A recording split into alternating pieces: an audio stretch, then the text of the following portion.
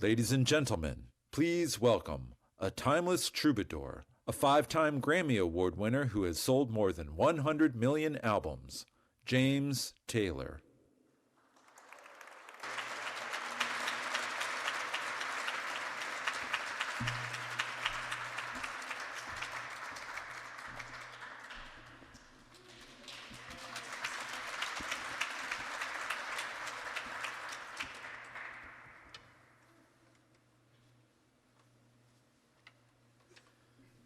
Thank you, the People's Echo Chamber.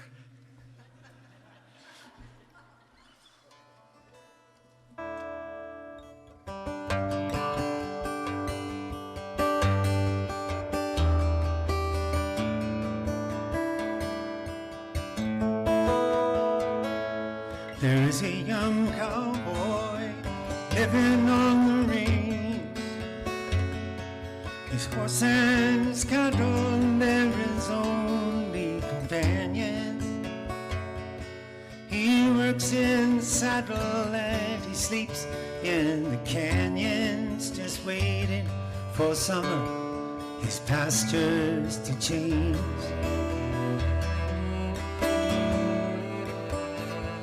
Yes, and as the moon rises, he sits by his fire, thinking about women and glasses of beer. Closing his eyes as the dogies retire, he sings out a song which is soft but it's clear, just as if maybe someone could hear.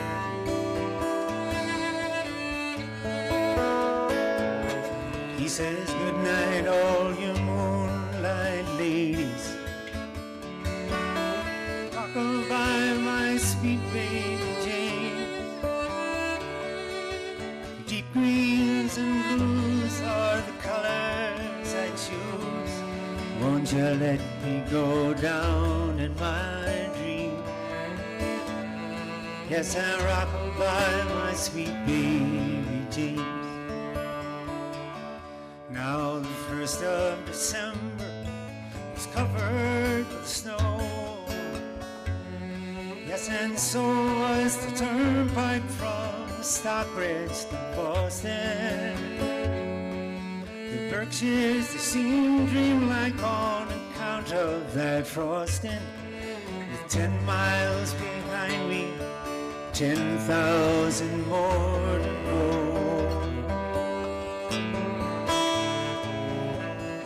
Song that they sing when they take to the highway. There's a song that they sing when they take to the sea. A song that they sing of their home in the sky. Maybe you can believe it, it might help you to sleep. Oh, and the singing seems to work fine for me.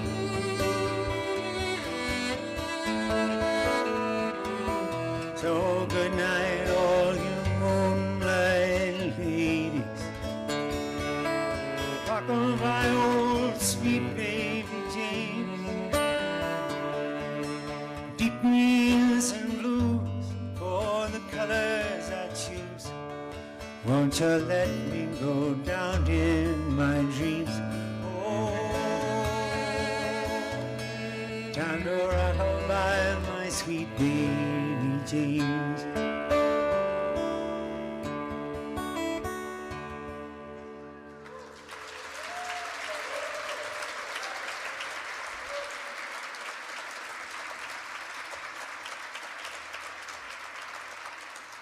Thank you so much. What an honor to have been asked to be part of this this evening.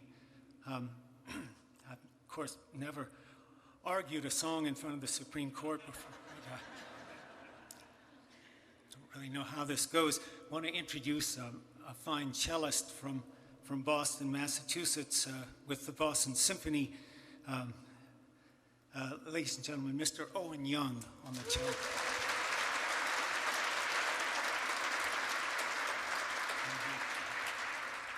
And the Supreme Justice in my life, her word is law, my wife, Kim Caroline Taylor.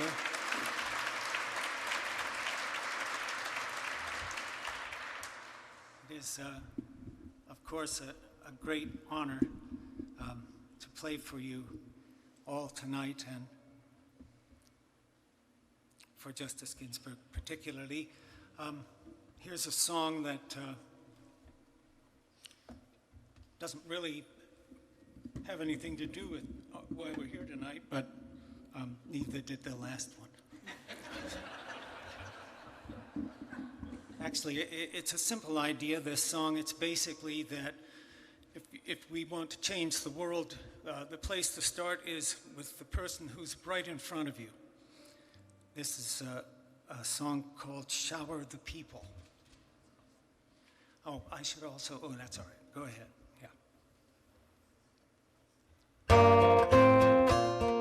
You can play the game, you can act out the part, though you know it wasn't written for you. Tell me, how can you stand there with your broken heart, all ashamed of playing a fool? When one thing can lead to another, it doesn't take any sacrifice. Sister and brother, oh, if it feels nice, don't think twice. Just shower the people you love with love. Show them the way that you feel. Things are gonna turn out fine if we only will. Only will. Just shower the people you love. Show them the way that you feel. Things are gonna be much better if we only will.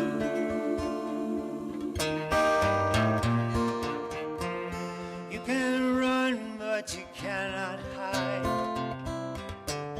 This is widely known. Yes, and what you plan to do with your foolish pride when you're all by yourself alone. Once you tell somebody the way you've been feeding, you can feed it beginning to ease. I think it's true what they say about the squeaky wheel. Rascals always get in the grease. Better to shower the people you love with love. Show them the way that you feel. Things are gonna turn out better if we only will. Just shower the people you love with love. Show them the way that you feel. Things are gonna be much better if we only will.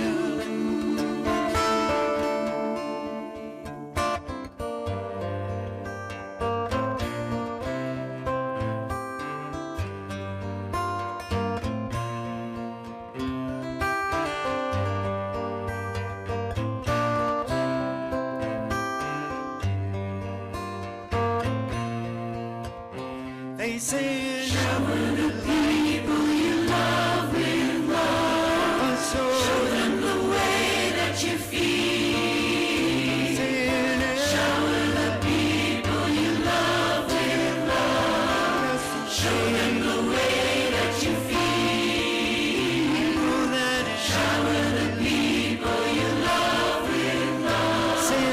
Show them the way that you feel. Just like shower the people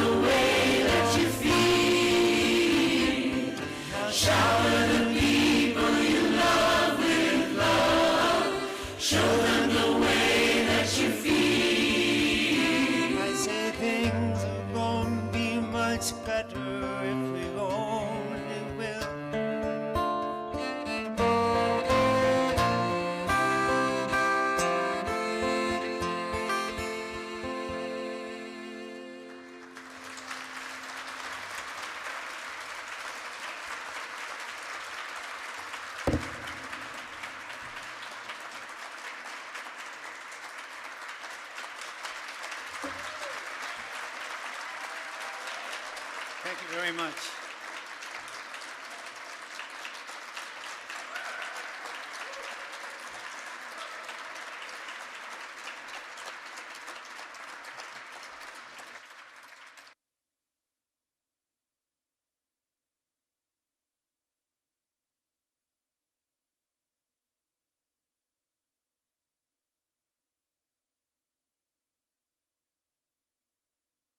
Please welcome tonight's Master of Ceremonies, Legal Affairs Correspondent for NPR, Nina Totenberg.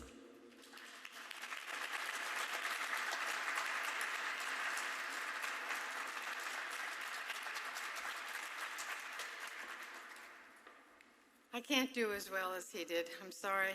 I actually can sing, but not that well.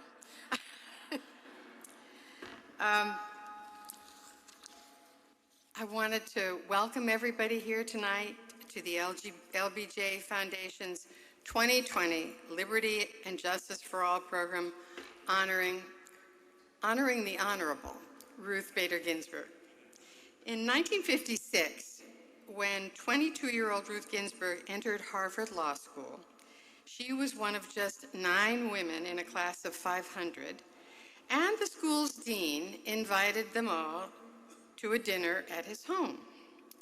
It wasn't really just a social occasion. The dean used it to ask the women, "Why are you at Harvard Law School taking the place of a man?"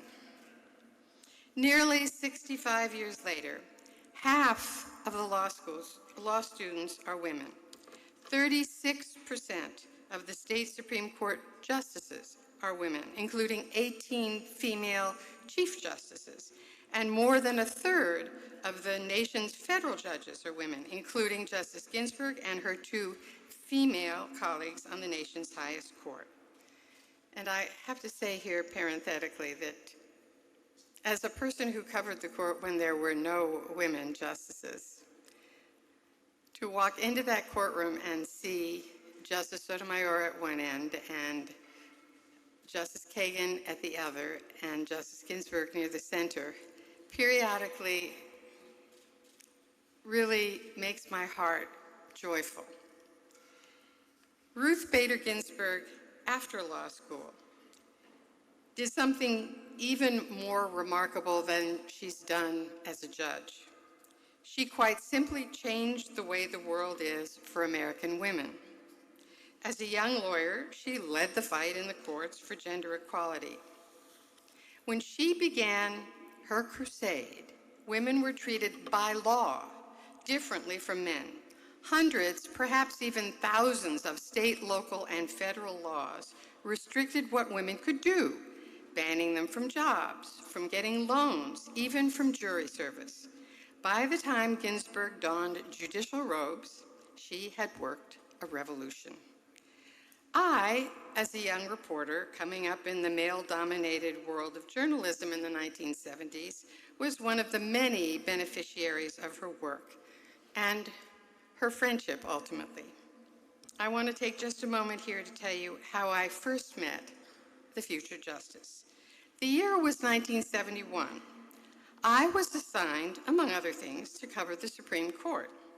And to say that I was clueless would be an understatement. Then one day I picked up a brief in a case called Reed v. Reed.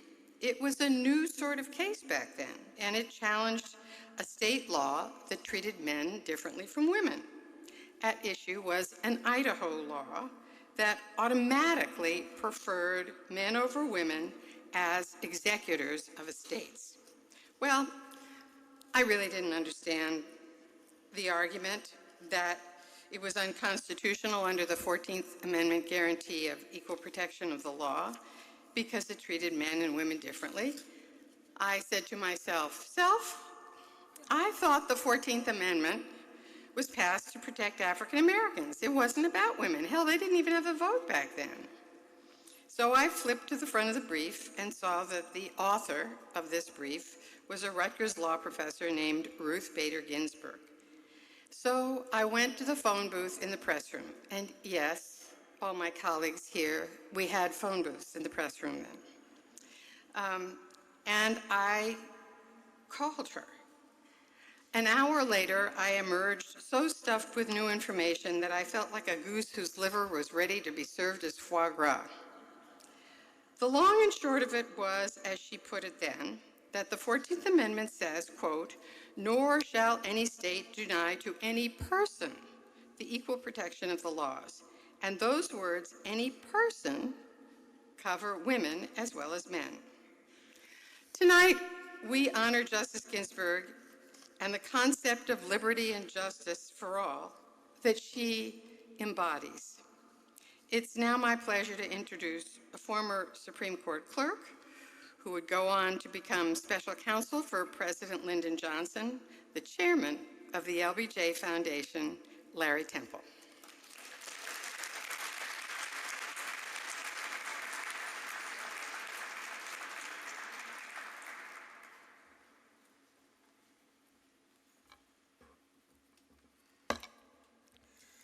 Well, it's my honor to echo Nina's welcome to all of you at this presentation of the LBJ Liberty and Justice for All Award.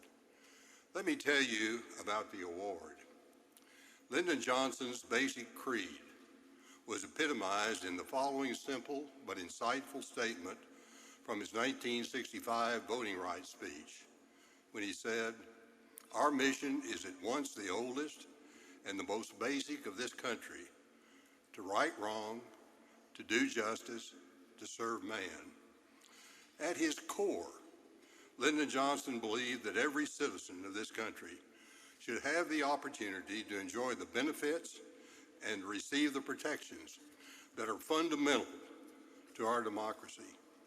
That is what motivated him to pursue the 1964 Civil Rights Act, the 1965 Voting Rights Act, and the 1968 Fair Housing Act. That is why he championed the adoption of Medicare and Medicaid. That is why he sponsored the landmark legislation in education. That is why he established the National Endowment for the Arts and the National Endowment for the Humanities.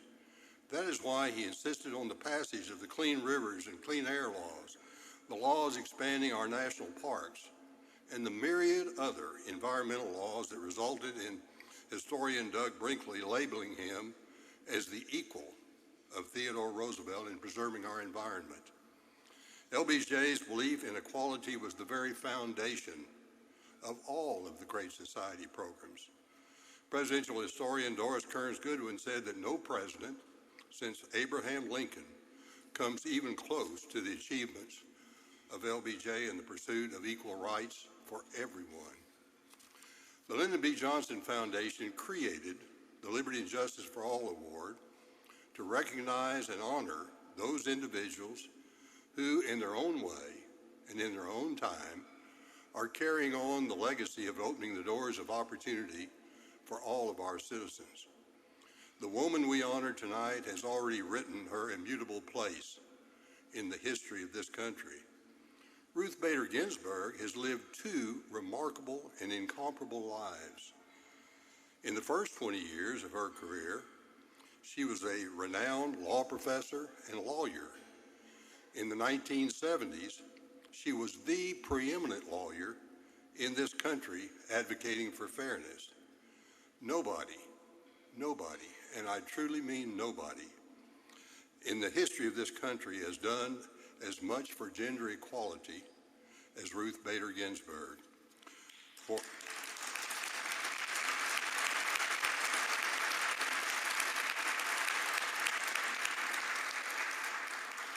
For the last 40 years, she has indelibly planted her footprints on the judicial landscape of this country. Even with years of service still ahead, Ruth Bader Ginsburg has already written her way into the pantheon of the great jurists that have served this country. I can say with certainty that Lyndon Johnson would be enormously proud to have known we would be giving this award to her in his name. All of the trustees of the LBJ Foundation share that pride. We are honored to recognize this iconic champion of justice tonight. Thank you.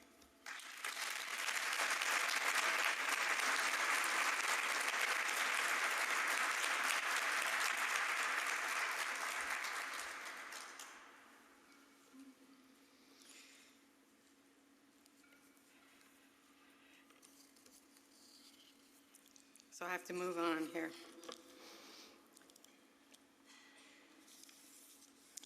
Paramount in President Johnson's vision for a great society was equality for all Americans.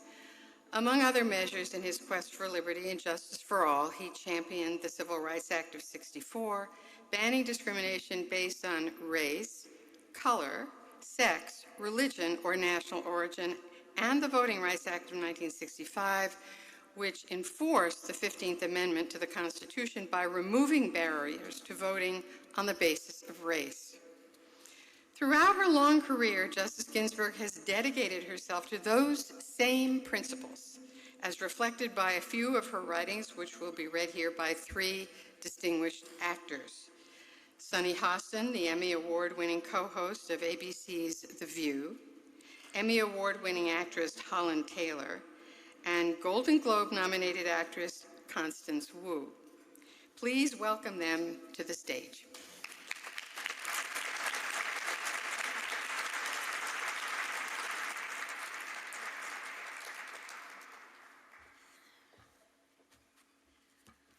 Good evening, everybody. It's very cool to be here. I'm going to be reading an excerpt from Women and the Law, a symposium introduction, Rutgers University, May 1st, 1970, delivered by Rutgers law professor Ruth Bader Ginsburg. In the United States, in very recent years, appreciation of women's place has reached the nascent state. Activated by feminists of both sexes, courts and legislators are beginning to recognize the claim of women to full membership in the class people, entitled to due process guarantees of life and liberty and equal protection of the laws. But the distance to equal opportunity remains considerable. Some European countries, as slow to accord women the vote, have followed up more rapidly than has the United States the promise of an equal voice in societal affairs. The unfinished business of equality for women is gaining momentum. Thought and energy directed to it in the 1970s may contribute significantly to the healthy environment and society universally desired for the decades ahead. Critical to a brighter future is the continued development of activist but politically acute feminist organizations, groups dedicated to the principle of equality but possessing the pragmatism essential to a movement whose ultimate success requires broad popular support.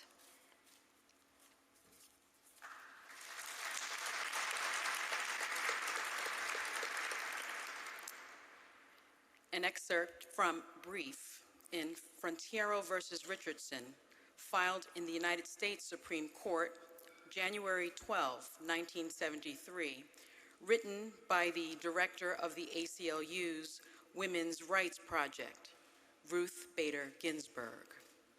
Growing up in a society in which virtually all positions of influence and power are held by men, women believe that they belong to the inferior sex. Women who seek to break out of the traditional pattern face all of the prejudice and hostility encountered by members of a minority group.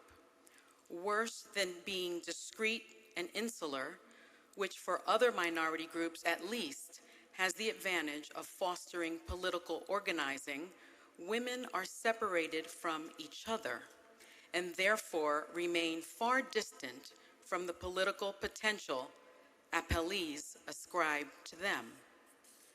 For women who want to exercise options that do not fit within stereotypical notions of what is proper for a female, women who do not want to be protected but do want to develop their individual potential without artificial constraints, classifications reinforcing traditional male-female roles are hardly benign. Benign legislative judgments serve as constant reminders that, in the view of predominantly or all-male decision-making bodies, life should not be arranged this way.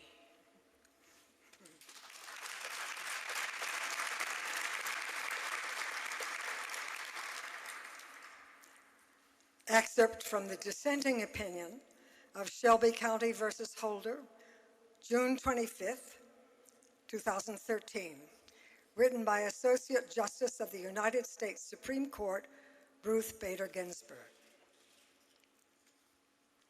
The Voting Rights Act became one of the most consequential, efficacious, and amply justified exercises of federal legislative power in our nation's history.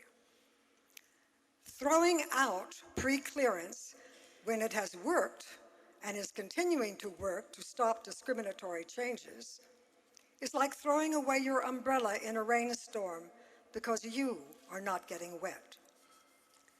The sad irony of today's decision lies in its utter failure to grasp why the Voting Rights Act has proven effective.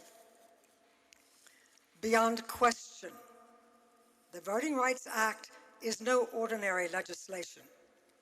It is extraordinary because Congress embarked on a mission long delayed and of extraordinary importance to realize the purpose and promise of the 15th Amendment. For half a century, a concerted effort has been made to end racial discrimination in voting. Thanks to the Voting Rights Act, progress, once the subject of a dream, has been achieved and continues to be made. After exhaustive evidence gathering and deliberative process, Congress reauthorized the Voting Rights Act. It was the judgment of Congress that, quote, 40 years has not been a sufficient amount of time to eliminate the vestiges of discrimination following nearly 100 years of disregard for the dictates of the 15th Amendment, and to ensure that the right of all citizens to vote is protected as guaranteed by the Constitution, end quote. In my judgment, the court errs egregiously by overriding Congress's decision. Thank you.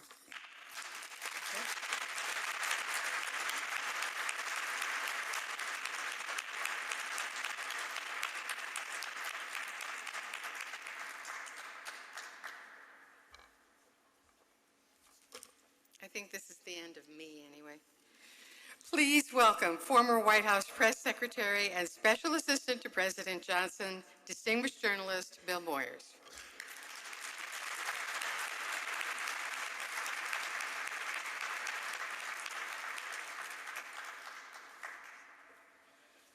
Thank you, Nina. So when Mark Harpdegrove called to ask me on behalf of the foundation if I would pay tribute tonight to Justice Ginsburg, he had no way of knowing that the pump had been primed. 2 weeks from now, I will interview the Justice when she receives the Judith Davidson Moyers Spirit of Woman Award from Union Theological Seminary in New York, the oldest independent ecumenical seminary in the country, from whose board Judith recently retired. You never know at my age when the next interview you do will be the last. So in preparation for this interview, I began months ago to steep myself in the lore and legacy of Kiki Ginsburg. So nicknamed, I learned, because as an infant in Brooklyn, she earned a reputation for vigorous kicking. She later perfected that talent as a flaming feminist advocate. And she went on, as everyone here knows, to become one of our most influential figures of constitutional interpretation in our history. Notwithstanding the irony that the founding fathers excluded her from the Constitution, and not merely because she was from Flatbush. Wanted to be thoroughly prepared for this, I began scouring the literature. beginning with the biography, Ruth Bader Ginsburg, A Life by Jane DeHart, then moving on to the New York Times bestseller, My Own Words, Ruth Bader Ginsburg, with legal scholars Mary Hartnett and Wendy Williams. Earlier this month, I gave up several nights of sleep to read the fascinating new book, Conversations with RBG, on life, love, liberty, and the law. Based on a 20-year friendship and running conversation between the justice and the legal journalist and scholar Jeffrey Rosen, who's also president of the National Constitution Center. I read all of Nina Totenberg's interviews, including the 31 she's done already this year. And I have, of course, reviewed a score of Justice Ginsburg's notable briefs, both affirming and dissenting. And in the next 2 weeks, I expect to gain access to all of the trash collected behind her house by the Federalist Society. But a funny thing happened in the course of my preparation. I found myself, literally unaware of this event, I found myself marking at the bottom of the briefs, in the margins of the books, on Nina's interviews, the initials I scribbled, LBJ/RBG. Sometimes it was just the opposite, RBG, LBJ. Each, for me, came spontaneously as a point of convergence, an aha moment, a connection between Lyndon Johnson's presidency and Ruth Bader Ginsburg's opinions and arguments before and on the court. It was amazing, the common interests, the comparable values, the kinship of convictions. They were, of course, of different generations, born 25 years apart. RBG made her first oral argument before the Supreme Court as an advocate just 5 days before Lyndon Johnson died at his ranch in Texas. It's unlikely, as an old and young adult, they ever met. And yet, in so many ways, they wove similar patterns in the tapestry of democracy. One through politics, the other through the law. Now, when Mark called me to ask me to do this tonight, I didn't tell him that I'd done all this research already, but I did tell him that because I had been looking at some of her briefs, I had a story to tell him, and I wouldn't tell it tonight. This is not exactly the speech I intended to give, but everybody else has said the brilliant things I wanted to say anyway. But I told Mark this story, but I said I wouldn't tell it tonight. I told him of an event. It had been inspired by the brief that Justice Ginsburg wrote on the famous Voting Rights Act when in 2013, the 5 conservative members of the court declared unconstitutional the key provision striking down preclearance, as we heard earlier. What I told Mark is that late on an evening in June of 1964, I remember it so well because I was a few days before my 30th birthday. Before leaving the White House to go home, I delivered the president's night reading to his bedroom in the mansion. As I walked in, he was getting a massage. 10 o'clock it was at night. 10 o'clock news on WTOP was on. He was lying on his stomach. His chin rested on the fingers of his hands, but with one hand he shushed me as I entered the room. Shh, he said. He was looking up at the television screen on the other side of the bedroom, and there was, I think it was Roger Mudd, delivering an update from the steps of the Capitol on the filibuster that the Dixiecrats were waging with fierce intensity to try to preserve segregation now, segregation tomorrow, segregation forever. They were filibustering the Civil Rights Act of 1964, and they were determined to kill it by speech. They were desperate. And the president was getting this update on the latest development on this June day. It went on for 60 days, the filibuster. Right after that report, a filmed statement by Martin Luther King came on from some church somewhere in the country. And the president is listening. Shh, he says. I just want to leave the pile of night reading and go home. He says, shh, wait. He says, he's quite a preacher, isn't he? I said, yes, sir, he is. I just today read one of his very terrific speeches, the baccalaureate he had given at Wesleyan University a few weeks earlier at the end of May. What did he say? The president asked me. He said, the arc of history is long, but it bends toward justice. He said that, the president said. He said that. Then he motioned me over to the massage table, asked me to lean down, and I did. And he said, not necessarily. It's not inevitable. It ain't going to happen.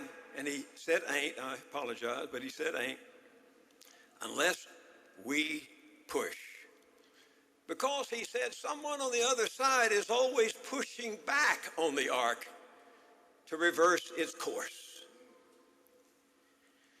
Now he said, you get King on the phone. Tell him he's got to get up there to the Hill and tell all our friends in the Senate we got to shut off that goddamn filibuster and call the vote. Do you hear? I heard. I didn't call King on the way home. I called Hubert Humphrey. Senator Hubert Humphrey of Minnesota was managing the floor fight of the Civil Rights Act, and he was in regular contact with Martin Luther King and his lieutenants. I don't know if he reached King, but I do know that on July the 2nd, the arc of history landed at the point on his desk when his pen touched the parchment of the Civil Rights Act that became the law of the land. As I say, I told Mark this story, but I wasn't going to repeat it tonight because he duly gave me 5 minutes for this talk, and he said Larry Temple and the board would fire him if Moyers went overtime. So start packing.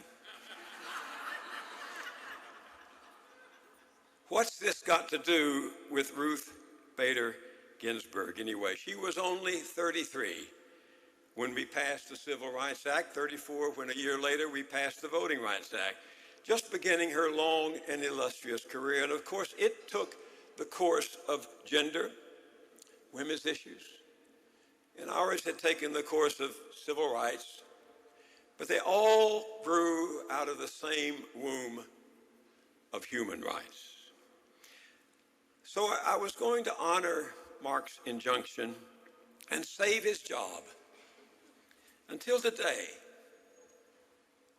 I changed my mind. This morning, Judith and I went over to the National Museum of African American History and Culture. We walked past the exhibits, panel after panel. I'm sure most of you have been. If you haven't, go. Slavery's horrors, the reign of terror, the courage revealed by those who resisted, and the political betrayal by the first Johnson White House and by the Supreme Court that began to back away and back against and bend back the arc of history on issues of equality. We were walking there, and I was thinking about the arc of history and what the president said. You push it, they push back. You push it, they push back. We're in the pushback era now, the third great backlash to the struggle for human rights for blacks and women. And I remembered that line in Justice Ginsburg's incredible, scathing dissent of the 5 conservative members of the court who just gutted the Voting Rights Act 48 years after it had been passed and after it had been renewed under the 2 Bushes and Ford and a 4th time. And I stood there for a moment, sat there for a moment, and I thought of the glorious symmetry that we would sense in this room tonight when the family and friends of the second President Johnson and a living Supreme Court justice still pushing the arc forward. And I thought I had to tell you that story.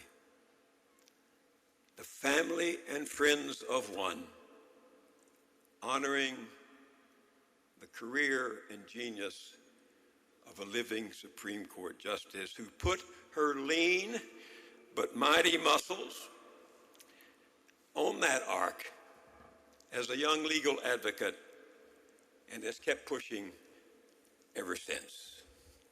So there are scores of LBJ, RBG in the margins of the material I've been reading and underlining for that interview at your event, Judith. For example,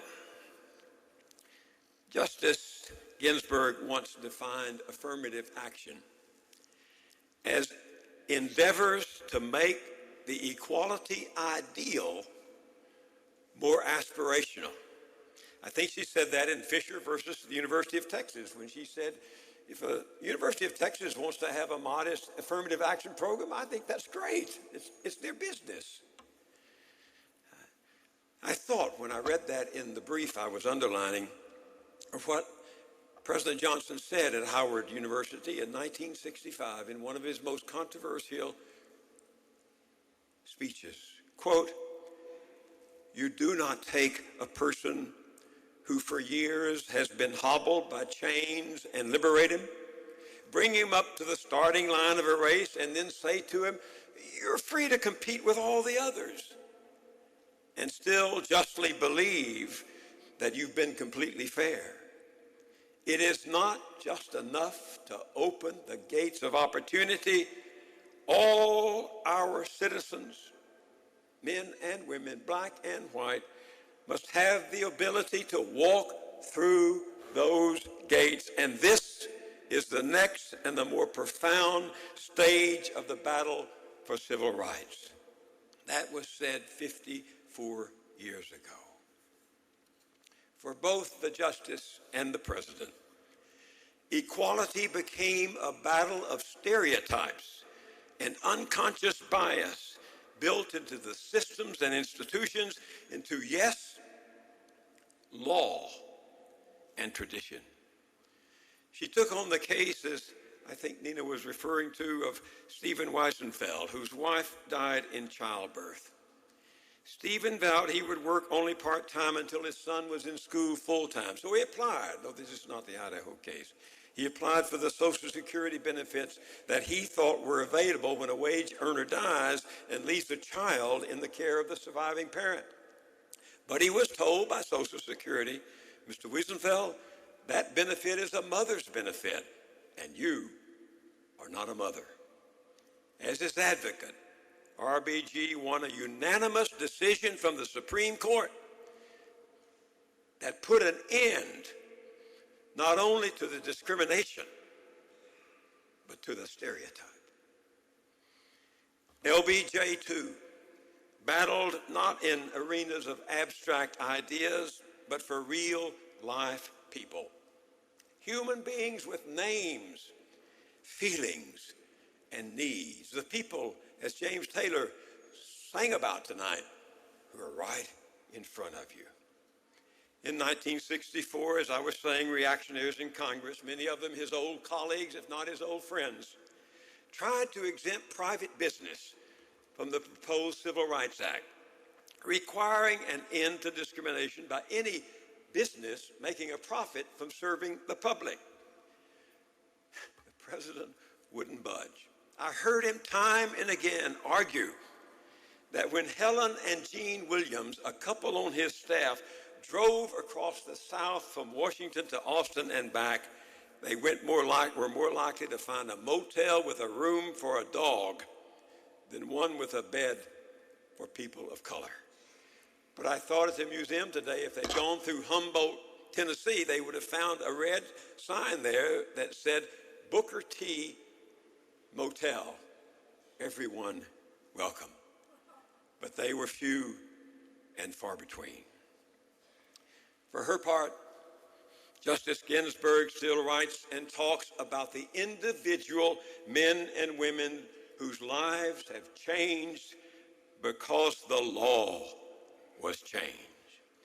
Gwendolyn Hunt, who insisted a trial by her peers meant women on the jury. Sally Reed, who objected to that Idaho law that gave men preference over women in managing the estate. And Lilly Ledbetter, cheated by a huge corporation out of the wages she was due, who only wanted to be paid the same as men doing the same kind of work. Both the politician and the justice made America more just and made it more embracive. That's her term. She loves the term embracive. Embracive of the abandoned, embracive of the left out, and embracive of those left behind. Women, former slaves, Native Americans, embraced not grudgingly, but with open arms, becoming we the people thanks to progressive politics, constitutional amendments, and judicial interpretations. In doing this research, I came across a video of the Justice's last appearance as students at George Washington University. She told them that America's greatness came from welcoming all, from the idea that we are many, but we are one. And when I went home that evening, I looked on YouTube and found President Johnson sitting at the base of the Statue of Liberty in New York Harbor, Lower Manhattan behind him in one frame, and out of the other frame, Ellis Island. And what was he doing? Signing the Immigration and Naturalization Act of 1965. Signing it. And saying to everyone gathered there, our beautiful America is because we have opened our doors to so many, bringing new sources of ideas and culture.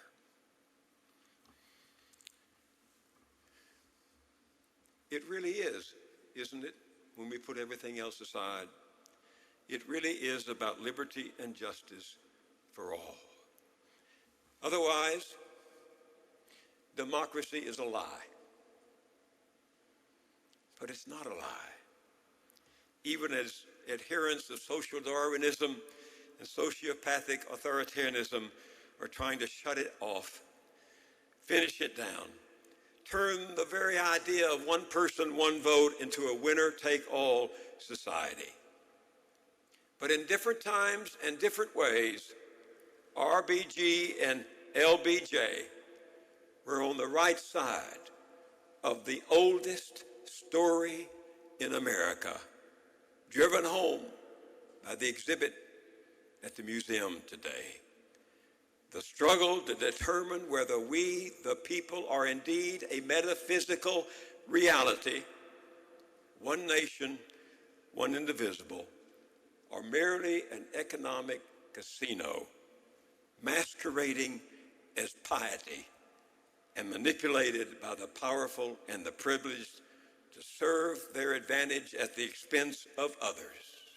It is liberty and justice for all, or we're living a lie, and we're not living a lie. Now please welcome to the stage Lynda Johnson Robb, Luci Baines Johnson, and this evening's honoree, United States Supreme Court Associate Justice Ruth Bader Ginsburg.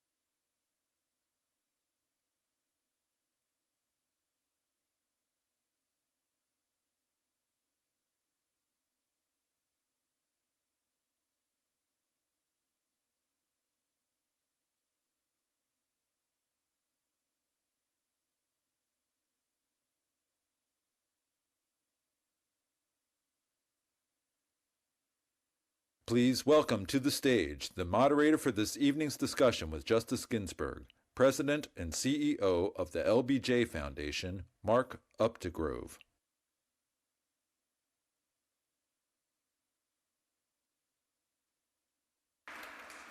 Thank you.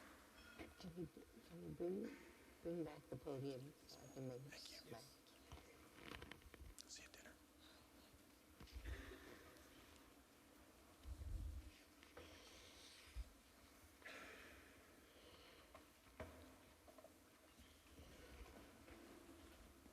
Would you like to sit down?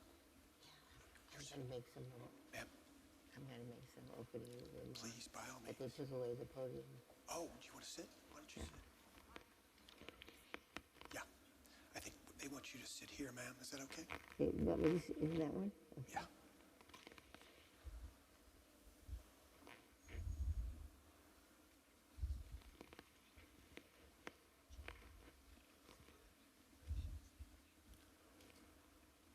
Well, congratulations, Madam Justice. This is a wonderful night for me. I get to talk to you, and I've been fired by Bill Moyers. It really doesn't get any better than that. We are delighted to honor you as our Liberty and Justice for All Award winner. And wasn't it a treat to listen to Bill Moyers? I think you agree. The extra minutes he took. It was worth my job. Yes. Yeah. Well, I'd asked them to return the podium so I could say thank you for this award, but the podium does not seem to be in sight, so I will say thank you sitting down. Receipt of the LBJ Liberty and Justice Award is for me a huge honor. It places me in such good company. LBJ massively moved the USA closer to the pledge of liberty and justice for all.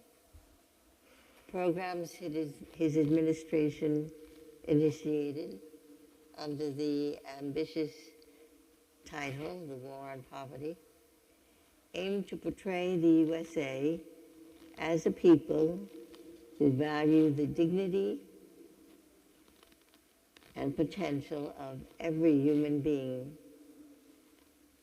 Key components of that program remain in place today, including Medicare and Medicaid, the food stamps program, the Jobs Corps, VISTA, the Federal Work-Study Program for college and university campuses, Head Start, federal subsidies for school districts with a large share of impoverished children.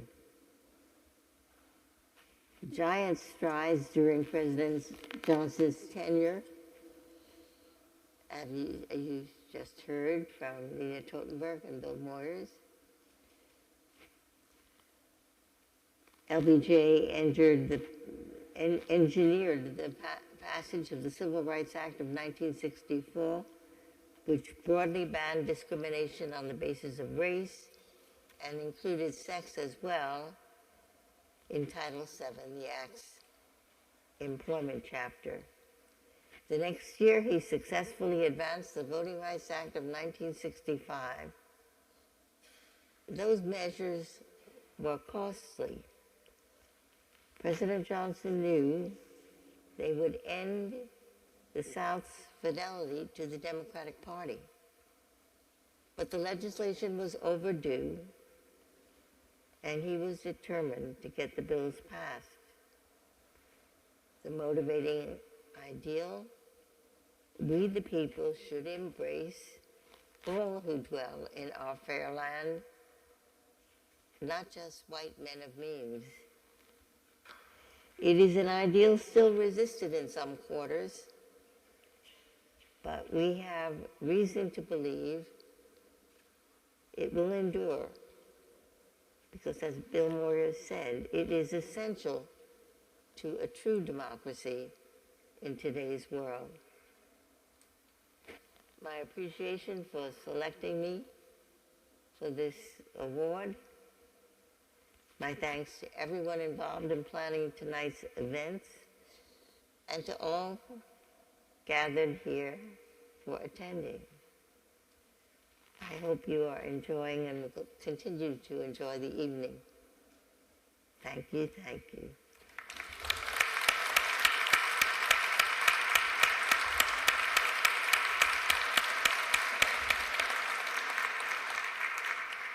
Justice Ginsburg, Nina Totenberg referred to the inauspicious welcome that you got when you enrolled in Harvard Law School in 1956.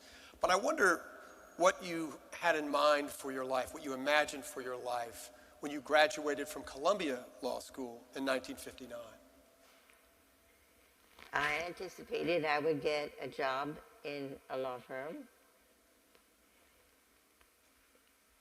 As it turned out, even though I had rather good grades in law school, there was not a single firm in the entire city of New York willing to take a chance on me. My dear colleague, first woman ever to serve on the Supreme Court, Sandra Day O'Connor, had a similar experience. She got her first job by volunteering to work for free for a county attorney, and said, after some months, if you think I'm worth it, you can put me on the payroll. That's how the world was. But Justice O'Connor made a remark. It's certainly true of her life and mine. She said, suppose we'd been born into a world where there was no discrimination, no closed doors, where would we be today? Today, we would be retired partners from some large law firm. Right. Since we didn't have that opportunity, we had to find another path. And where did it lead? To the United States Supreme Court.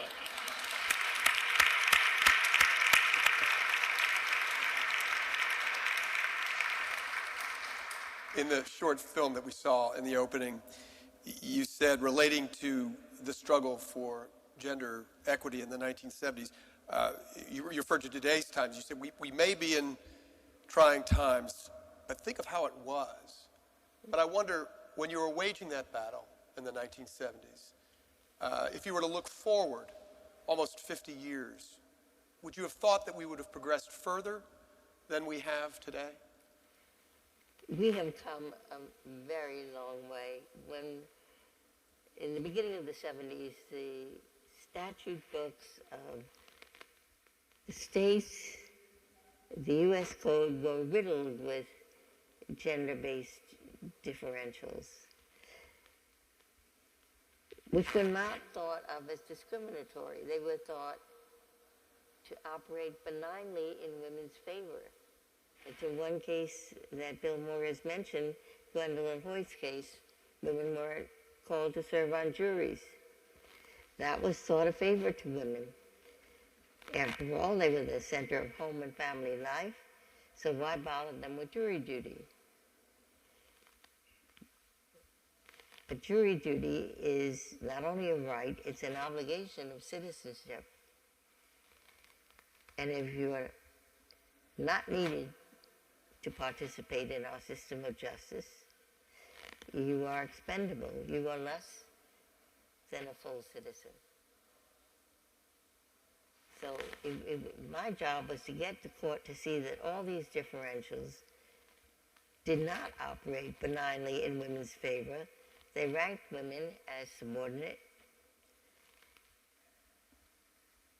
And that was the mission, to get rid of all the explicit gender-based discrimination written into the law. That job was done in the space of 10 years. So if you take out the codes of the states or the federal government, you will not find gender-based differentials. What remains, and what's harder to get at, is there was a reference to unconscious bias. Women of my generation, every one of them had the experience of being at a meeting, saying something, no comment. Then some minutes later, a man will say substantially the same thing. And people react to it and they say, good idea. That unconscious bias. You hear a woman's voice and you have a lowered expectation. My best example of that is the symphony orchestra. In my growing up years, I never saw a woman in a symphony orchestra. The New York Times critic, Howard Taubman, swore you could blindfold him, and he could tell the difference between a woman playing the piano and violin and a man. They put him to the test. He was all mixed up. A woman was playing, he said it was a man. And he admitted, yes, he had had a certain lowered expectation when he saw a woman. After the blindfold, someone came up with the bright idea of dropping a curtain between the people who were auditioning and the judges. And that dropped curtain led to an almost overnight change in the composition of our symphony orchestras.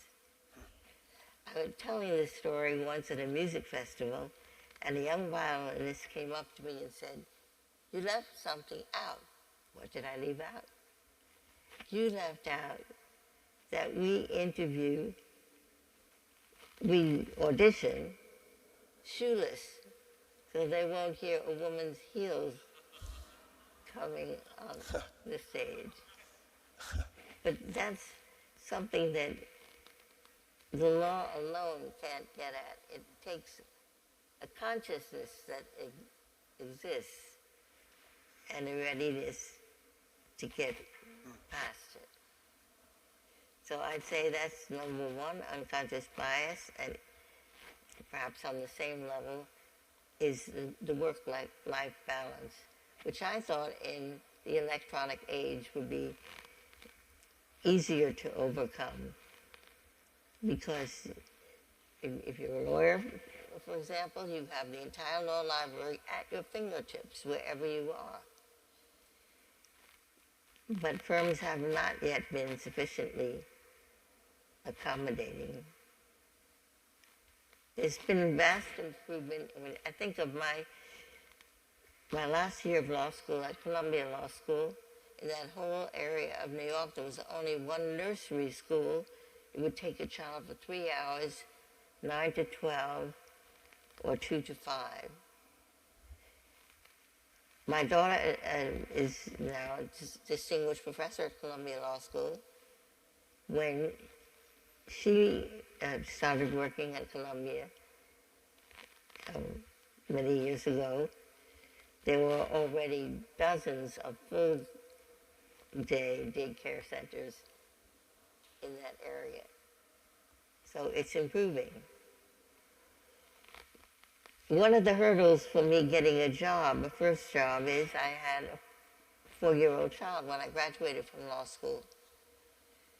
And if a firm were willing to take the chance on a woman, a mother, no.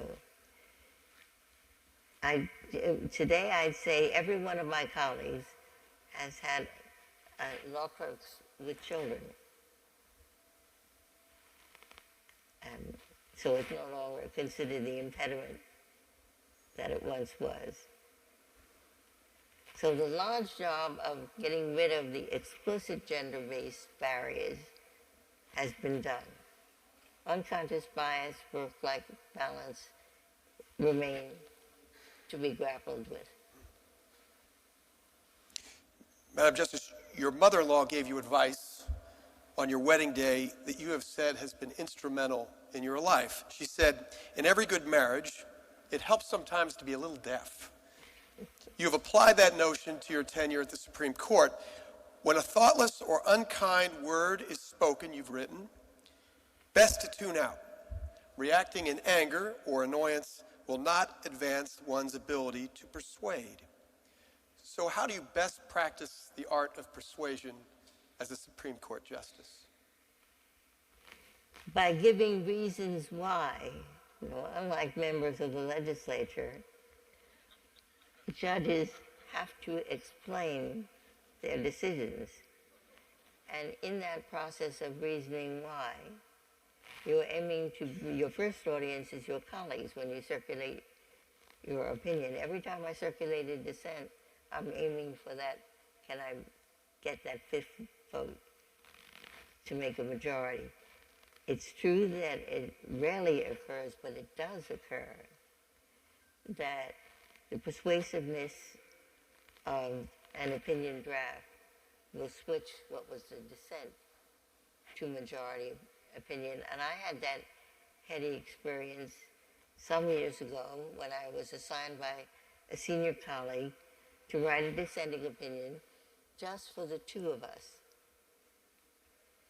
So the vote at the conference was 7-2. In the fullness of time, the opinion came down 6-3. But the 2 had swelled to 6, and the 7 had shrunk to 3. So that is the aim. It's the reasoning. When you explain your position, this is why I think the judgment should go this way. That's our principal tool. In witnessing you and your colleagues, it's very clear that civility is the hallmark of the Supreme Court. It defines its culture. Despite your disparate views on things, you respect one another. But civility is manifestly lacking in American society today. How does America become a more civil society? Would it benefit us all to become a little more deaf? Let me say something about civility at the court. It is the most collegial place I have ever worked.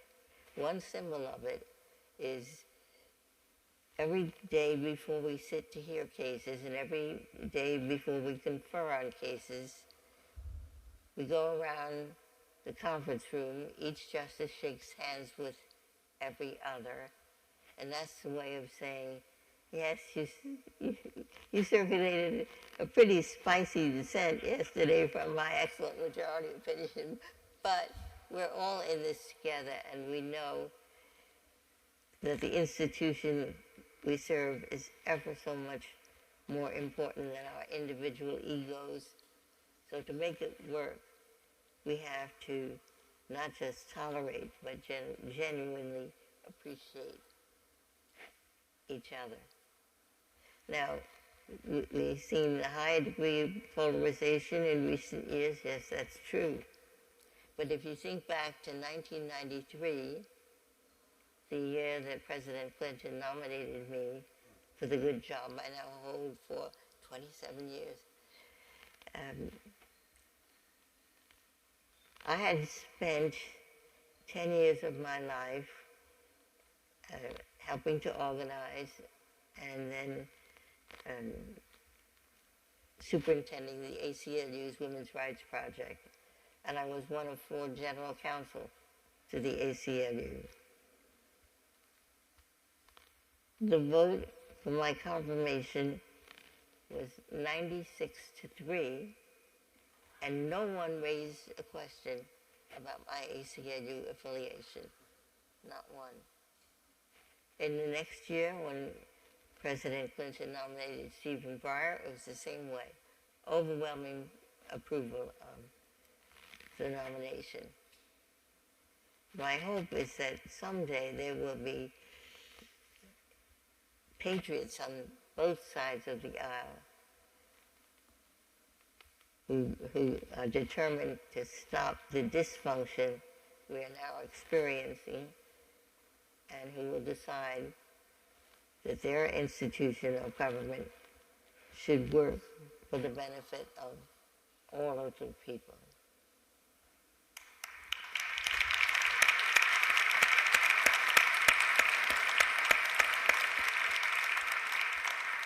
What is your greatest fear for our country as we enter a new decade? That is the fear, that this polarization will continue, and my greatest hope is that it will end. So when you think back to how it was in '93, the person who was my biggest supporter on the Senate Judiciary Committee was not the then chairman, although the chairman was certainly in my corner. It was then Senator Biden. But my greatest supporter was Orrin Hatch from Utah. And Strom Thurmond gave me a supply of Strom Thurmond keychains, which has lasted until last year.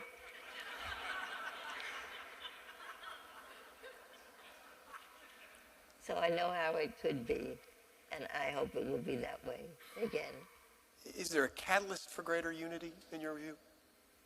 I think it takes determined people, as I said, on both sides of the aisle, to say, let's get together, let's stop this, let's work for the benefit of all who compose we the people. Madam Justice, as you look back on your career, if you could choose one case, either one that you've argued for the Supreme Court or rendered an opinion on as a justice on the Supreme Court that you would be want to be most associated with in history, what would it be? You know, I've written hundreds and hundreds of opinions. First, I was a Court of Appeals judge for 13 years before the appointment to the Supreme Court. So it's, the question you pose is a little bit like asking me which of my 4 grandchildren and 2 step-grandchildren is my favorite. And I can't single out any one case, but 2 of my dissenting opinions that were mentioned tonight, the Shelby County decision that took the heart out of the Voting Rights Act, and Lilly Ledbetter's case. For a majority opinion, I'd say the Virginia Military Institute case. It had an informative title. It was United States against Virginia.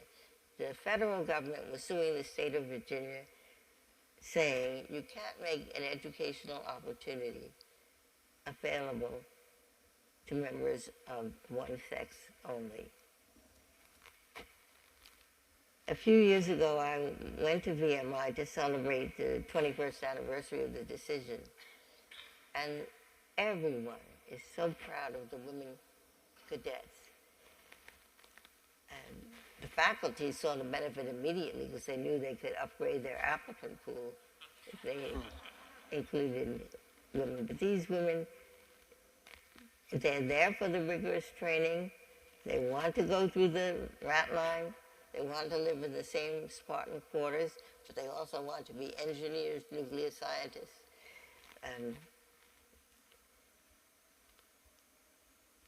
The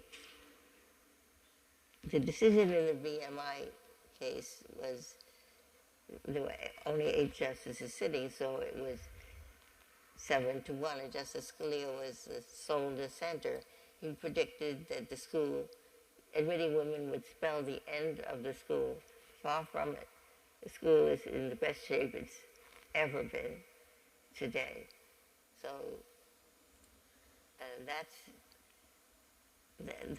my husband's comment on that decision was, well, it took you 20 years to win the Wertheimer case, but you certainly did. You finally did. What was Wertheimer? It was about 2 schools in Philadelphia for gifted children. One was called Central High, and the other Girls. The titles told the story, Central and Girls. The Central High School had much better science and math facilities, infinitely better athletic facilities. And there was a young woman who wanted to be admitted to Central. The federal courts, the district judge, the trial judge decided in her favor. That was reversed on appeal 2-1. So at that point it was 2-2 in the federal judges. Supreme Court automatically affirmed the decision because the Supreme Court was divided, evenly divided. So that case in the 1970s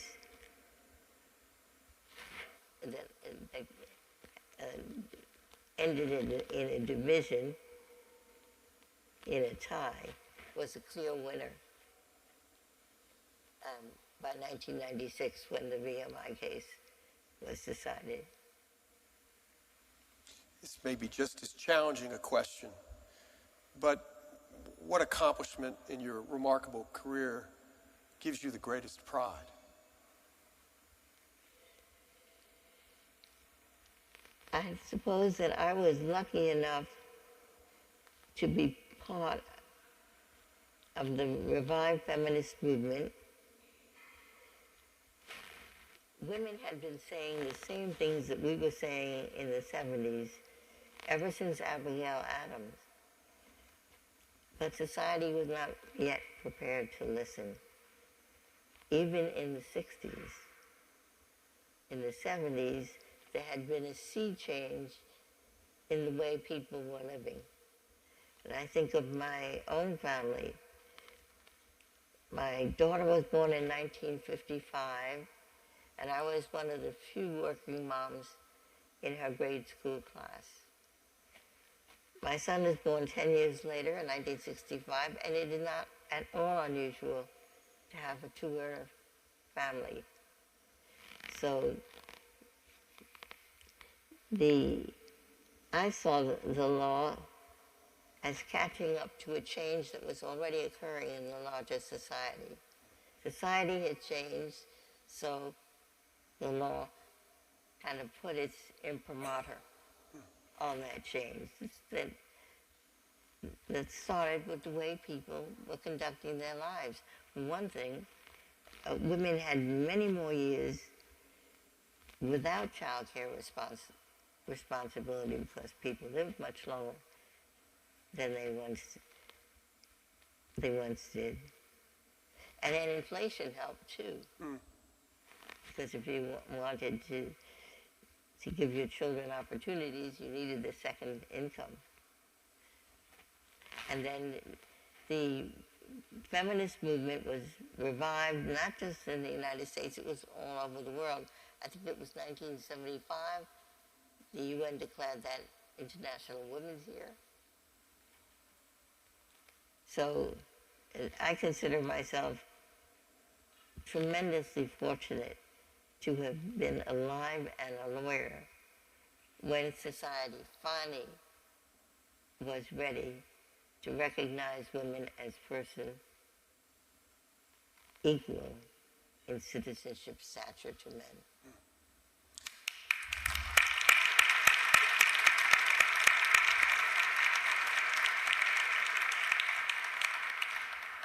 Madam Justice, we thank you for being here. Moreover, we thank you, to borrow from my friend Bill Moyers, for helping to bend the arc of justice. Thank you so much.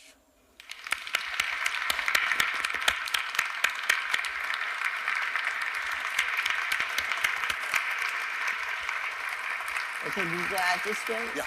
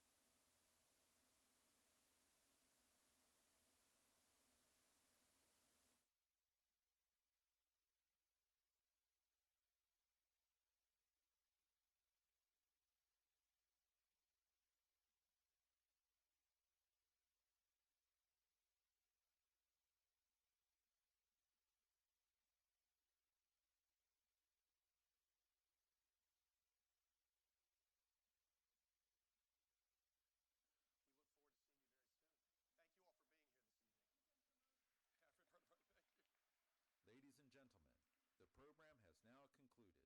Please make your way upstairs where dinner will be served.